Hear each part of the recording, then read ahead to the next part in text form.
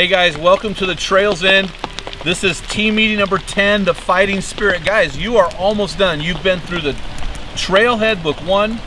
You've been through the Climb, book 2. You've been through the Summit, book 3.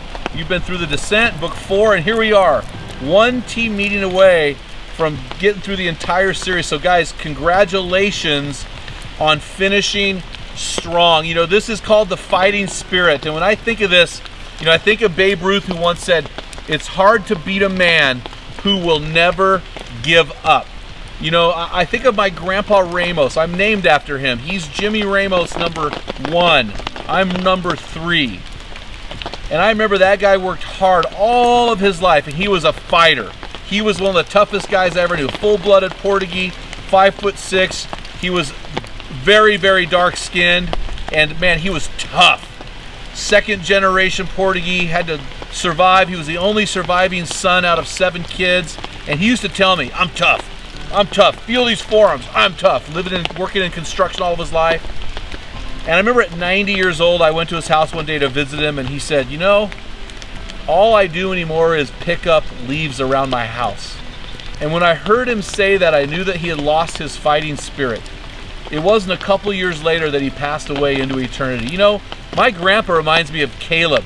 Remember Caleb and Joshua in Numbers chapter 13 stood up against the other 10 spies who gave a bad report. They stood in opposition. Well, if you fast forward to the promised land, you know, Joshua and Caleb were the only ones of that generation to cross over. So they literally had to babysit and nurture an entire generation of young people into the promised land. And at 84 years old, when Israel is conquering the promised land, Joshua said in Joshua chapter 14, verse 11, he said, I am just as strong and as vigorous as I was in my youth. Give me that hill country.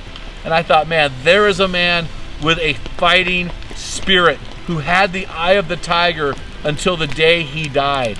And that is how God has created his men. Guys, we need to get this right.